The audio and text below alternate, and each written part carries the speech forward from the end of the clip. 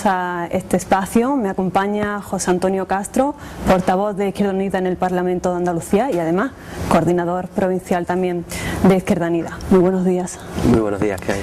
¿Qué tal? Vamos a hablar de la comarca en principio. Usted hoy la visita. ¿Cuáles son esos aspectos más importantes que destacaría de la comarca o donde hay ahora mismo que actuar? Bueno, en la comarca de la Axarquía sin duda alguna hay muchos elementos donde actuar, desgraciadamente más de los que tenemos posibilidades por las disponibilidades presupuestarias en los momentos difíciles que estamos viviendo en todos sitios. Nosotros desde Izquierda Unida creemos que lo más importante a la hora fundamentalmente de elaborar el presupuesto para el año que viene es garantizar algunas cosas. La primera es que los planes de empleo que se han venido desarrollando pues se puedan mantener. La comarca de la Axarquía ha tenido dos planes, uno de choque por el empleo y otro de rehabilitación de vivienda, que ha afectado a un buen número de municipios, que ha tenido una inversión interesante, y además pues hemos estado concluyendo lo que eran las inversiones del plan turístico sostenible, que además la Mancomunidad de Municipios ha solicitado una segunda fase del mismo que se está estudiando ahora. Saben que hay asuntos encima de la mesa que atañen al Ayuntamiento de Vélez Málaga, como es la solución del sistema tranviario que ahora mismo existe y que está pues paralizado, o elementos como el convenio del Pósito que se ha hecho hace poco. En definitiva, pues mantener fundamentalmente los servicios públicos, que la sanidad, que nuestra educación, que nuestras ayudas sociales, fundamentalmente a la dependencia, no se resientan más, que tengan una garantía de servicio desde lo público, y por otro lado garantizar esas inversiones que vayan paliando en el aspecto del empleo por la dramática situación que vivimos. ¿Y todo eso ahora mismo está garantizado? Bueno, es algo que tenemos que ver. Las comunidades autónomas, desgraciadamente, a pesar de que tenemos una alta responsabilidad, porque son las administraciones encargadas de prestar todos esos servicios a la ciudadanía, los que hablábamos antes, también hay que decir que somos unidades fundamentalmente de gasto, es decir, que nuestros ingresos los determinan otros. En este caso, de todos los ingresos que tiene la Junta de Andalucía, el 81% proceden en exclusiva del Gobierno de la Nación. Estamos esperando a que se presenten los presupuestos generales del Estado y hacemos un llamamiento al Partido Popular, y es que no se siga perjudicando a Andalucía de la manera que se ha hecho hasta ahora, con un modelo de financiación inadecuado, que además en el caso de Andalucía no respeta el cumplimiento del estatuto, es decir, no se nos financia por la población que tenemos que atender, con lo cual estamos perdiendo en torno a los 1.000 millones de euros anuales en inversiones que podríamos hacer. Y por otro lado, en lo que son las transferencias finalistas, aquellas que van a financiar elementos concretos, pues también el Estado nos la está dando con una media de recortes de entre el 15 y el 35%. Vamos a mover cómo viene el presupuesto del 2014, pero el compromiso que tiene el Gobierno andaluz, el compromiso que plantea Izquierda Unida, es que bajo ningún concepto se pueda tocar ni el empleo público ni los servicios que se prestan desde ese empleo público, y que además podamos reactivar con esos planes de choque un empleo tan maltrecho como está en la Axarquía. Ha nombrado usted antes al tranvía de Vélez Málaga, a esa paralización, y parece que en las últimas semanas está habiendo un acercamiento entre la Consejería de Fomento y el Ayuntamiento. ¿Cree que en cierta medida la Consejería está cediendo a las imposiciones de Francisco Delgado? No se trata de ceder, se trata de actuar con honestidad, con transparencia y con voluntad de acuerdo para que una inversión tan importante como supuso el tranvía de Vélez no quede en agua de borraja. Una infraestructura realizada que no funciona y a la cual hay que darle una alternativa, y desde Izquierda Unida nos alegramos que en esas últimas reuniones pues hubiera acercamiento y que pudiera haber compromisos que nos lleven a tener un tranvía, que dicho tranvía sea sostenible, es decir, que la tarifa técnica, la diferencia entre el coste real de la infraestructura y el precio que pagan los usuarios por el billete pues sea adecuado, sea sostenible y asumible por el Ayuntamiento, y que al final tengamos un modelo de movilidad que sea más sostenible, que sea más eficiente y que sobre todo no sea costosa ni para el Ayuntamiento ni para los vecinos y vecinas de Vélez. Lo curioso es que ese acercamiento se produce cuando los tranvías están alquilados ya en Sydney. Sí, pero también cuando se constata técnicamente que esas unidades de transporte que le llaman los técnicos, vamos a llamarles nosotros vagones, eran los menos adecuados para una ciudad como Vélez Málaga, eran los que te daban un mayor coste sin cumplir sus funciones de manera eficiente. Por lo tanto, la solución que se está explorando no pasa por recuperar esos vagones, creo recordar que eran de 31 metros de largo, sino optar por unos vehículos, por unas unidades de transporte más ponderadas al servicio que van a hacer y que por lo tanto ahorren en el coste. Y en cuanto a nivel económico, ¿la Consejería estaría dispuesta a aportar lo que el Ayuntamiento le está exigiendo? Bueno, mucho me temo que lo que el Ayuntamiento está exigiendo es algo que el Ayuntamiento había comprometido a través de la firma de un convenio. Ese es el problema, y es que aquí hay responsables políticos que asumen compromisos y que después miran para otro lado. Yo decía antes que estamos actuando con lealtad, con transparencia, pero también con la necesaria honestidad, pero no honestidad solo entre administraciones, hace falta que haya una honestidad y transparencia hacia los ciudadanos. Y lo que no se puede permitir es que aquellas administraciones que asumieron un compromiso que además les correspondía, como era en el caso del Ayuntamiento para la tarifa técnica, pues como yo decía antes, ahora miren para otro lado y digan que las responsabilidades son de otros. Vamos a ver, yo sí sé de la voluntad de la Consejería para que esto tenga una solución y para que, ya digo, una infraestructura que ha costado tanto dinero no se quede ahí criando telarañas, ¿no? Pero todas las administraciones deberán de asumir su parte de responsabilidad. José Antonio, ¿usted a quién señala como responsable? Pues yo creo que eso es lo menos afortunado para buscar una solución. Nosotros no hemos estado de acuerdo con la gestión que ha hecho el Ayuntamiento de Vélez Málaga, porque cuando todos los problemas que te encuentras en tu territorio los conviertes en arma arrojadiza para sacar rédito, ya no estás contribuyendo a una solución de dichos problemas, sino que te estás escudando en ellos para tirar piedras al vecino. Por lo tanto, vamos a dejar de buscar culpables y vamos a ver si nos podemos aliar de la manera más honesta, vuelvo a repetir, y transparente, para buscar soluciones, que yo creo que es lo que querrán los vecinos y vecinas de Vélez Málaga. Bueno, vamos a seguir hablando de más temas de actualidad, en este caso de la reciente moción de censura en Canillas de Aceituno entre el PP e Izquierda Unida, en la que la dirección provincial se opuso. ¿Qué ha pasado con ese concejal de Izquierda Unida? Porque el otro era independiente, ¿no? Pues estamos a expensas de realizar una sesión de nuestro Consejo Provincial, que es el máximo órgano de dirección de Izquierda Unida en la provincia de Málaga, y la propuesta que hay encima de la mesa es de abrir expediente a dicho concejal. En el caso de Torrós, en el que antes del verano también se especulaba, había alguna reunión en la que usted acudió, ¿qué pasó? ¿En qué quedó? En nada. El Partido Popular anda buscando como sea un elemento de fricción que le pueda también llevar a una posición más cómoda en el Ayuntamiento de Torrós, pero bueno, estamos hablando de agua y aceite, de proyectos municipales muy distintos, y en el caso de Torrós no creo que haya ningún cambio en ese sentido. La respuesta de la Dirección Provincial de Izquierda Unida ante una moción de censura en la que ponga la alcaldía al PP va a ser siempre que no, ¿o depende? Va a ser que no. Es la política que tenemos aprobada. Estamos hablando de un partido, que es lo mismo que le planteábamos a los compañeros en Canilla del Aceituno, que ahora mismo está desmontando, desbaratando la autonomía local. Un partido que ha aprobado una reforma de la administración local que deja sin sentido una parte fundamental del Estado, como son los ayuntamientos, que son los centros de decisión, de poder más cercanos que hay a los ciudadanos. Decir que con ese partido vamos a llegar a acuerdos para, en el ámbito municipal, llegar a la prestación de los servicios a los ciudadanos es bastante ilusorio, y haríamos un mal favor a la democracia si ese es el camino que sigue de Izquierda Unida.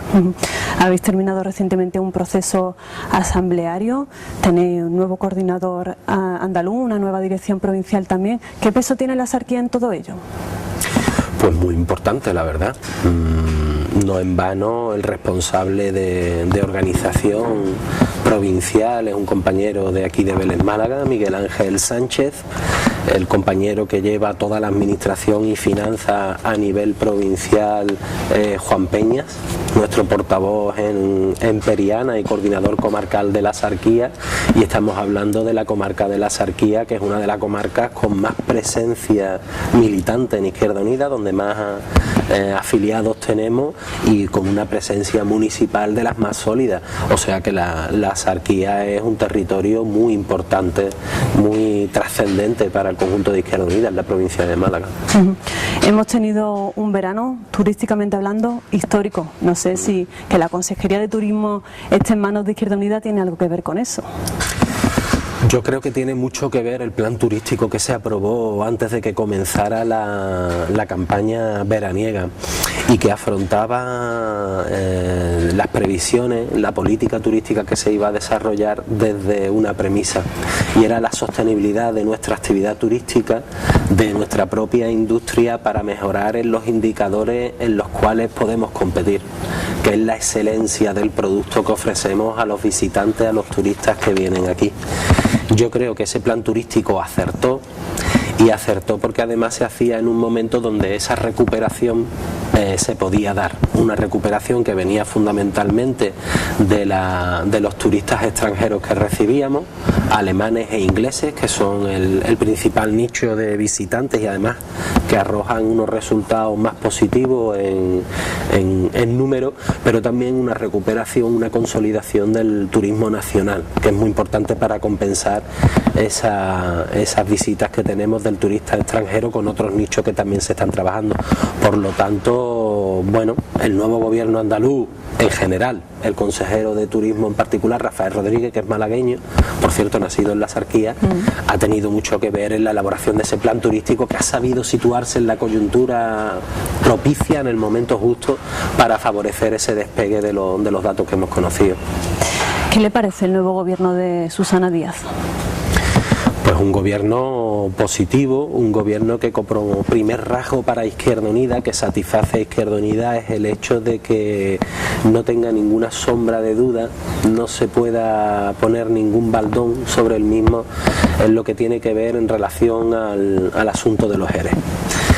Era algo que habíamos pedido. Izquierda Unida quería un Consejo de Gobierno blindado ante ese caso de corrupción que nos parece gravísimo, deleznable, y en ese sentido la presidenta ha sabido articular un gobierno que en ese sentido no tiene ningún tipo de hipoteca, que puede mirar al futuro y al presente sin ningún temor, y que tiene que ponerse a desarrollar el acuerdo de gobierno entre PSOE e Izquierda Unida, ahora sí, ya con velocidad de crucero, porque son muchos los proyectos que tenemos por delante. Este seguramente va a ser un periodo de sesiones hasta diciembre en el Parlamento, de los más activos que haya vivido el Parlamento de Andalucía, y ahora lo que hay que esperar es ver cómo funcionan y poder valorarlos con algo de tarea hecha, claro.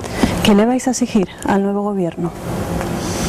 Bueno, le vamos a exigir el cumplimiento estricto de ese acuerdo de gobierno, y un acuerdo de gobierno que además ha tenido algo que también pedía Izquierda Unida. Nosotros creíamos que dicho acuerdo, en virtud a la realidad tan cambiante que estamos viviendo, con esta crisis que azota a una mayoría social ya muy exhausta por las medidas de recortes que se toman, pues que se intensificara, que tuviéramos un calendario.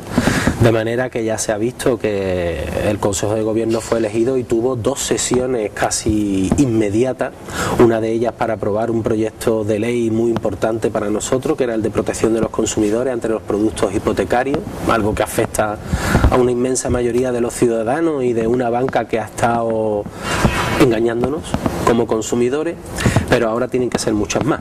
Ahora tiene que entrar el proyecto de ley de participación ciudadana, el proyecto de ley de participación social en Andalucía, el proyecto de ley de memoria histórica. Hoy, martes, el Consejo de Gobierno está discutiendo el proyecto de ley de lucha contra el fraude y la evasión fiscal en Andalucía. En definitiva, una serie de proyectos de ley, como el proyecto de ley de la función social de la vivienda. Sabemos que el decreto está recurrido por el Gobierno de España, pues ahora vamos a aprobar una ley para que sigamos protegiendo a aquella gente que se ve con el peligro de que le quiten su vivienda, en fin, una serie de medidas de aquí a diciembre que van a mejorar la calidad de la democracia en Andalucía y que también estamos seguros van a contribuir a que sigamos resistiendo esos envites de la derecha, del gobierno de Madrid, con esos recortes y esa política suicida que nos está llevando pues al desastre. Habla usted en el Parlamento de que se necesitan más impuestos para Andalucía. ¿Qué quiere decir con eso? ¿Que el ciudadano al final va a tener que pagar más? No, bajo ningún concepto. Ahora mismo estamos metidos en un debate perverso en el que además nos obligan a todas las administraciones, hablo de la comunidad autónoma andaluza y de los ayuntamientos, a hablar solamente de un elemento presupuestario, que son los gastos, y siempre desde una perspectiva, la necesidad de reducir, de recortar continuamente los gastos, y ese es un debate perverso ante el cual la Izquierda Unida se revela. O hablamos también de los ingresos. La única reforma que no ha hecho el gobierno de España es la reforma fiscal, cuando la agencia tributaria en este país dice que se podrían recaudar entre 40.000 y 60.000 millones de euros del dinero que ahora mismo está fuera de nuestro país. Por lo tanto, nosotros creemos que estamos en la obligación en Andalucía también de hablar de los ingresos. ¿Por qué queremos más ingresos? Porque queremos hacer las políticas que necesita la gente. Ingresos que se tienen que dar desde la equidad, la justicia fiscal, para que pague más quien más tiene y reciban más aquellos que más lo necesitan. Y en ningún caso Izquierda Unida está planteando políticas de ingreso que tengan que ver con impuestos a las personas, a los trabajadores, a aquellos que ya se les ha subido el IVA de manera indiscriminada, a aquellos que se les han recortado los salarios, a aquellos que se les han subido ya todas las tasas. No, estamos hablando de personas jurídicas, de empresas que en estos casos están presentando todos los años beneficios anualmente, unos beneficios además importantes, y que no tributan al mismo nivel que tributan los trabajadores. La gente tiene que saber que en este país una gran empresa tributa un 10% de lo que tributa la nómina de un trabajador. Y ahí está la injusticia que seguimos sufriendo en este país. Por lo tanto, en Andalucía, dentro de nuestras limitadas capacidades para poner más capacidad de ingreso, pues podemos hacerlo sin lesionar a los trabajadores, a la clase trabajadora, a las clases medias, a la mayoría de la sociedad, y lo que tenemos que tender es agravar aquellas actividades, aquellas empresas que están teniendo muy buenos resultados y que creemos que también van a querer contribuir a esas soluciones. ¿No se van a querer ir a otra comunidad autónoma? No. Las propuestas que estamos poniendo encima de la mesa, vamos a hablar del impuesto a grandes superficies, lo tienen ya 4 comunidades autónomas. En ninguna se han ido esas grandes superficies fuera de la comunidad, al contrario, son empresas que también tienen una responsabilidad social y lo entienden bien, y por lo tanto no tienen problema para arrimar un poquito más el hombro y ayudar al conjunto de la sociedad. ¿En qué consistiría el Banco de Tierras? Pues algo tan simple como que la Junta de Andalucía tiene ahora mismo un importante número de fincas públicas agrícolas que pueden ser uso ganadero y también forestales, que están sin utilizar, en baldío. Y no es decente que en el medio rural haya terrenos públicos que podrían generar economía, riqueza, empleo, y que no hagamos nada para ponerlo en servicio, en disposición de aquellos parados y paradas que tenemos en el medio rural.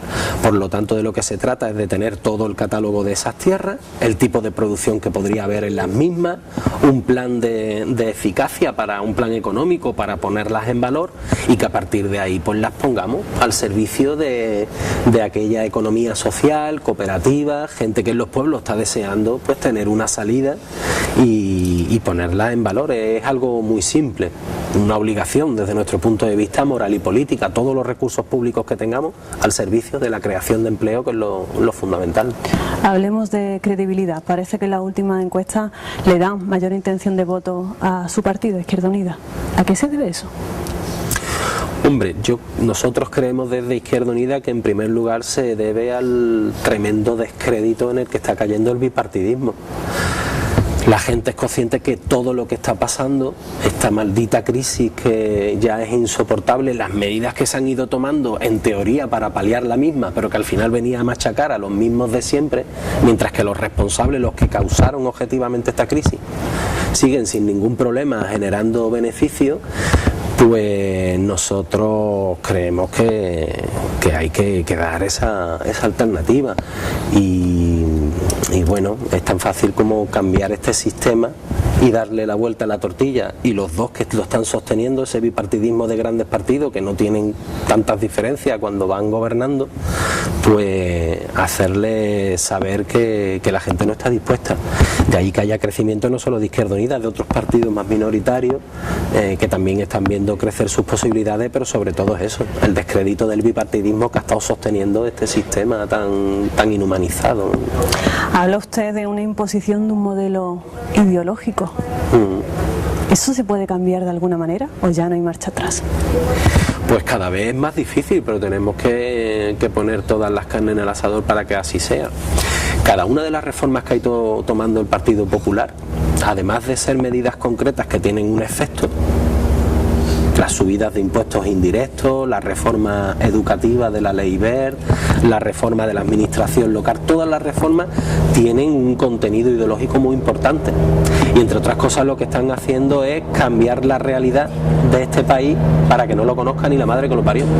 Es así, tan simple como eso, de manera que hoy cualquier joven sabe que va a tener menos futuro, menos posibilidades, menos derechos que lo tuvieron sus abuelos.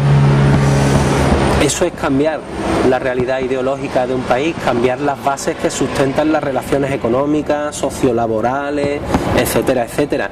Y va a costar cambiarlo, porque si montar un sistema de seguridad social que dé cobertura a los trabajadores cuesta décadas de años montarlo, te viene un gobierno de esta derecha, en fin, supeditada a la derecha alemana, y te lo desmontan 2 años. Después volver a recuperarlo va a ser arduo, pero hay que hacerlo. El Partido Popular lo que está haciendo es un trasvase continuo de recursos públicos al ámbito privado. Es decir, lo que antes estaba en dominio público y tenía un fin público para beneficio de todos los ciudadanos, ahora está teniendo un fin privado para beneficio de muy poquitas manos.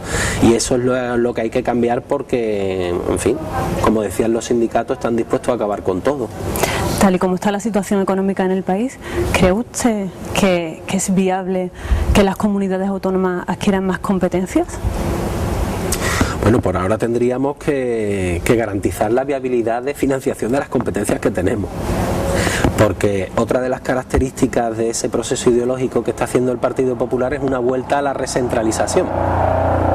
Aquellas competencias que se habían descentralizado, que se habían dado a aquellas administraciones que estaban más cercanos al ciudadano, bien por la vía de la asfixia financiera o bien por la vía de que directamente están quitando las competencias, está habiendo un proceso de recentralización que además es incompatible con el sistema autonómico de las autonomías, del Estado de las autonomías que tenemos, que debería de ir avanzando hacia otro modelo, ¿no?, más avanzado, como es el Estado federal.